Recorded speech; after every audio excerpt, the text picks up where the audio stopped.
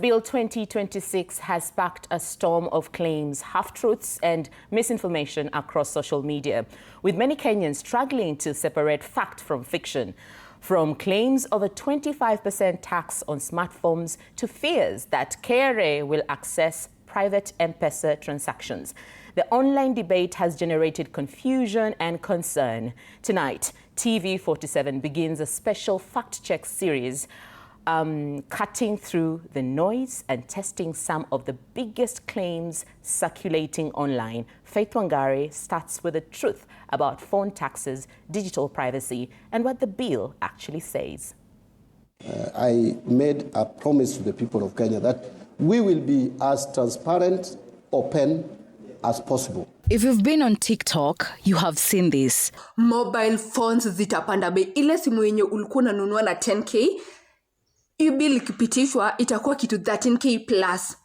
Simu ulikuwa That the finance bill proposes a 25% excess duty on mobile phones, and the narrative online is that prices are going to explode. But here's what the government is actually saying. We are asking you for only one tax, that is excise duty, at 25%. Now, is that the full story? Not quite. Here's the part that's different from 2024. The eco-levy that was proposed back then was eventually narrowed to unimported devices only after the protest. So in this 2026 proposal covers all phones, regardless of whether they were made or assembled. Phones will not necessarily triple in price, but the government's assertion that this actually lowers costs for consumers is disputed by independent tax analysts. The full impact is still being debated during public participation.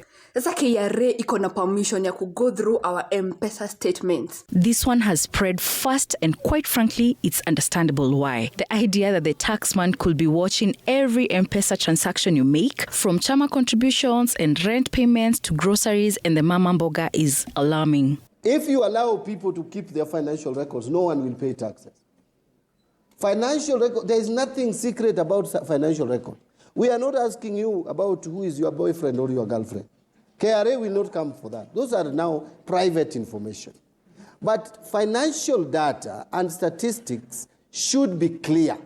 Here's where it gets nuanced, and this is important. The Finance Bill does propose amendments to the Tax Procedures Act that will give the KRA Commissioner powers to access tax obligation using what is described as secondary data, moving beyond the current system where Kenyans voluntarily declare their own income. These expanded powers would apply to people suspected of facilitating tax evasion. There are people who have been hiding behind data privacy not to declare other sources of income they have. Tomorrow, we tackle two more claims, the Mitumba sector tax and whether the bill is really just the rejected 2024 finance bill dressed in new clothes. Faith Wangari, TV47.